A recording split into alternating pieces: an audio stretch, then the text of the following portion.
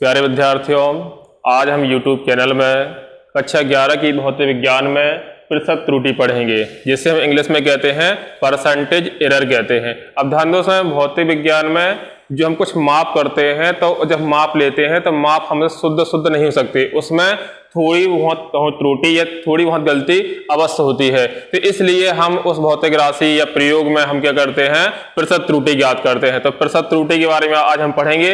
तो इसके अंतर्गत हम सबसे पहले पढ़ेंगे आज यथार्थता की सीमा। क्या पढ़ेंगे? यथार्थता की सीमा के बारे में पढ़ेंगे। अब यथार्थता की सीमा, तो यथार्थता मतलब क्या होता है? यथार्थ मतलब होता है सही सही। क्या होता है? सही सही माप। अब जैसे हमारे पास है यथार्थता की सीमा, तो जो हमारे पास जो यंत्र होते हैं भौतिक विज्ञान में, जो इंस्ट्रूमेंट जो हमारे पास होते हैं, तो हर यंत्र की नापने की एक सीमा होती है जहां तक वह शुद्ध मापन कर सकता है या सही सही मापन कर सकता है। तो यही सही सही माप जो हमारे पास है उसके यथार्थ कहा जाता है। क्या कहा जाता है? यथार्थ। अब जैसे हमारे पास है यथार्थता की सीमा, तो किसी यंत्र द्वारा ली गई छोटी से छोटी माप को या शुद्ध मापन को हम यथार्थता की सीमा कहते हैं। इस यथार्थता की सीमा का दूसरा नाम भी हमारे पास होता है अल्पतमांक। क्या होता है? अल्पतमांक। तो ये हमें जानना अत्यंत आवश्यक है। जैसे हमारे पास है अल्पतमांक, तो हमारे पास भौतिक विज्ञान में जो भी यंत्र होता है तो प्रत्येक यंत्र का अल्पतमांक होता है। क्या होता है? अल्पतमांक होता है या शुद्ध माप करने की सीमा होती है। तो जैसे हमारे पास के नाम से स्पष्ट है, अल्पतमांक किसी यंत्र द्वारा ली गई छोटी से छोटी माप को हम अल्पतमांक कहते हैं। क्या कहते हैं? अल्पतमांक, जिसको इंग्लिश में लीस्ट काउंट भी कहते हैं। लीस्ट काउंट भी कहते हैं। क्या कहते हैं? Least count. तो समझ में आ गया होगा ना, ये अल्पतमांक है। इसके नाम से स्पष्ट है, अल्पतमांक। अगर हम इसका संक्षिप्त करें, अल्पतम माप है। क्या होगा इसका? अल्पतम माप मतलब किसी यंत्र द्वारा ली गई छोटी से छोटी माप को हम अल्पतमांक कहते हैं। क्या कहते हैं? अल्पतमांक कहते हैं, जिसे इंग्लिश में लीस्ट काउंट कहते हैं, अर्थात शॉर्ट में इसको हम कहते हैं LC कहते हैं। क्या कहते हैं? LC। अब जो हमारे पास प्रत्येक यंत्र है तो प्रत्येक यंत्र की एक अल्पतमांक होता है। जैसे हमारे पास जो मीटर स्केल होती है, तो मीटर स्केल में हमारे पास हमने देखा होगा यहाँ पे निशान बने होते हैं 1 2 3 4, थोड़ा ही बड़ा ये 1 2 3 4 5 ये, तो हमारे पास ये 1 सेंटीमीटर। फिर इसका 1 2 3 4, थोड़ा बड़ा ये 1 2 3 4 5, ये 2 सेंटीमीटर। तो अब जो हमारे पास मीटर स्केल, हमारे पास जो पटरी होती है, तो उसकी अल्पतमांक मतलब कम से कम कितना नाप सकता है वो? 0.1 सेंटीमीटर, या हम कह सकते हैं 1 मिलीमीटर। तो जो हमारे पास मीटर पैमाना जो होता है, तो इस मीटर पैमाने का अल्पतमांक जो हमारे पास है 1 मिलीमीटर होता है, अर्थात 0.1 सेंटीमीटर। कितना होता है? 0.1 सेंटीमीटर। तो प्रत्येक यंत्र का अल्पतमांक होता है। अब साधारण रूप से हम भौतिक विज्ञान में कुछ मापक यंत्र का प्रयोग करते हैं। जैसे हमारे पास एक मीटर स्केल है, तो जो मीटर स्केल हमारे पास है, तो मीटर स्केल का अल्पतमांक है, मीटर स्केल का अल्पतमांक जो हमारे पास होता है वो 0.1 सेंटीमीटर होता है। कितना होता है? 0.1 सेंटीमीटर। दूसरा यंत्र जो हमारे पास है वर्नियर कैलिपर्स है। क्या है? Vernier callipers. तो वर्नियर कैलिपर्स का जो अल्पतमांक होता है वो 0.01 सेंटीमीटर होता है। कितना होता है? 0.01 सेंटीमीटर। और दूसरा जो यंत्र हमारे पास है स्क्रू गेज है। क्या है? स्क्रू गेज, या इसी को हम कहते हैं पेंच मापी। पेंच मापी। तो जो पेंच मापी हमारे पास का जो अल्पतमांक होता है 0.001 सेंटीमीटर होता है।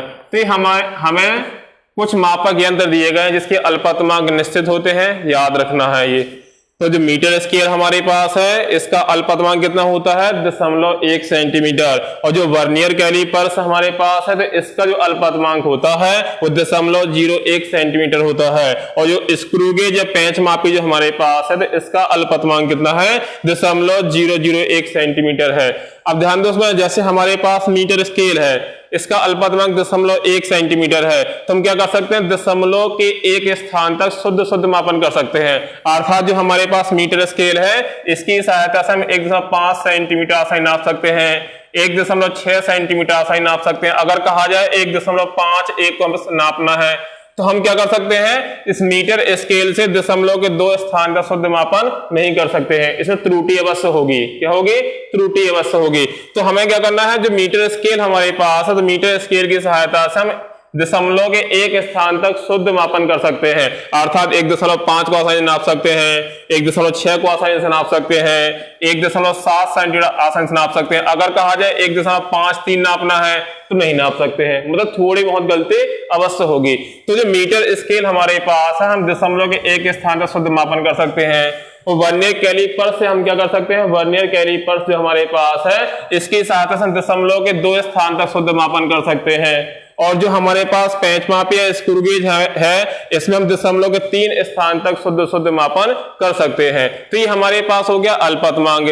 कुछ अगले वीडियो में हम वर्नियर कैलिपर्स और स्क्रू गेज के बारे में विस्तार से पढ़ेंगे, क्योंकि इसका प्रयोग भी हमारे पास है।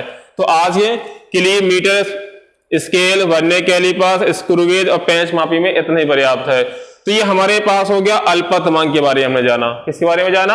अल्पतमांक, मतलब किसी यंत्र द्वारा ली गई छोटी से छोटी माप को हम अल्पतमांक कहते हैं। और दूसरा बात हमारे पास है प्रमाणिक मान। क्या पढ़ना है? दूसरा है पढ़ना है प्रमाणिक मान। अब प्रमाणिक मान क्या है? जैसे हमें इसके नाम से स्पष्ट है, प्रमाणिक मान मतलब किसी भौतिक राशि के निश्चित मान को, मतलब जो निश्चित कर दिया गया है, प्रमाणित कर दिया गया है, उस निश्चित मान को हम प्रमाणिक मान कहते हैं। जैसे हमारे पास जल का जो अपवर्तनांक होता है, जल का अपवर्तनांक निश्चित है, कितना होता है? 1.33 होता है। कितना होता है?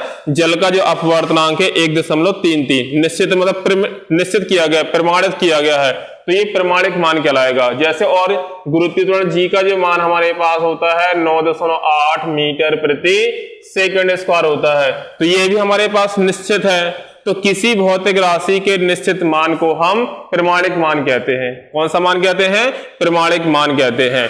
अब दूसरा हमारे पास आता है प्रायोगिक मान।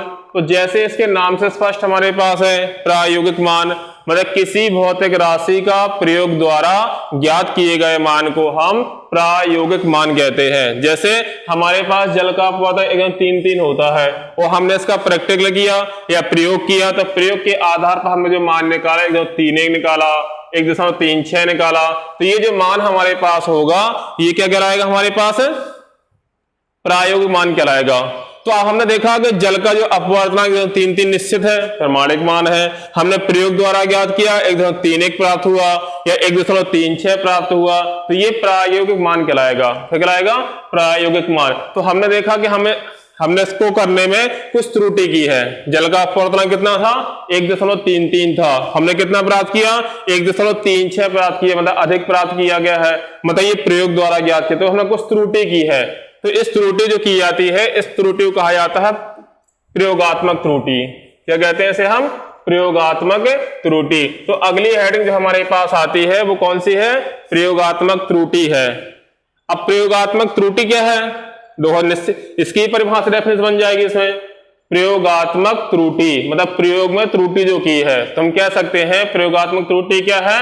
प्रमाणिक मान तथा प्रायोगिक मान के अंतर को हम प्रयोगात्मक त्रुटि कहते हैं। मतलब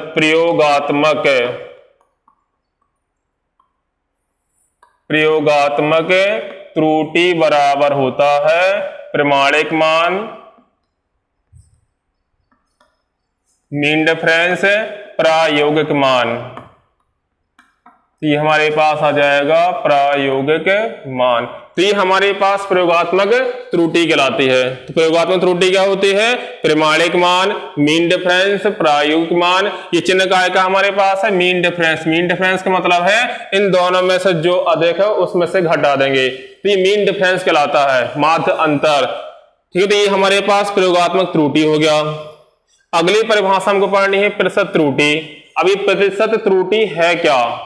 मतलब हर चीज के एक प्रतिशत निकालना, जब प्रतिशत निकालना होता है तो जो मुख्य मान हमारे पास उसके सापेक्ष निकाला जाता है।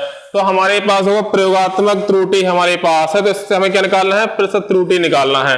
तो प्रतिशत त्रुटि, जो प्रतिशत त्रुटि बराबर हमारे पास होगा, तो प्रतिशत त्रुटि बराबर होता है प्रयोगात्मक त्रुटि,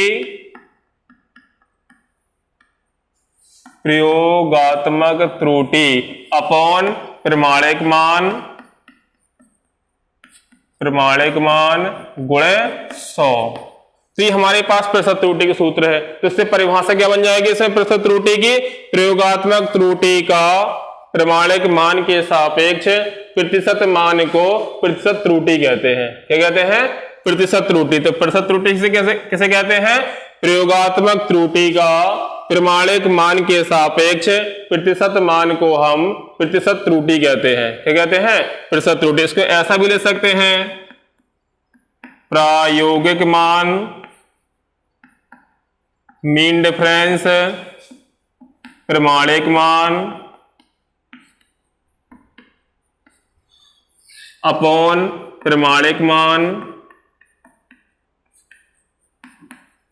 गुणे 100। तो ये वाला फॉर्मूला भी हमारे पास हो जाएगा। तो ये हमारे पास प्रतिशत त्रुटि का सूत्र हो गया। किसका सूत्र हो गया, प्रतिशत त्रुटि का। तो परिभाषा हम जाके नहीं प्रतिशत त्रुटि की, मतलब प्रतिशत त्रुटि से कहते हैं प्रयोगात्मक त्रुटि का प्रमाणिक मान के सापेक्ष प्रतिशत मान को प्रतिशत त्रुटि कहते हैं। तो आज के लिए इतना ही पर्याप्त है। शेष मिलेंगे अगली वीडियो में। धन्यवाद।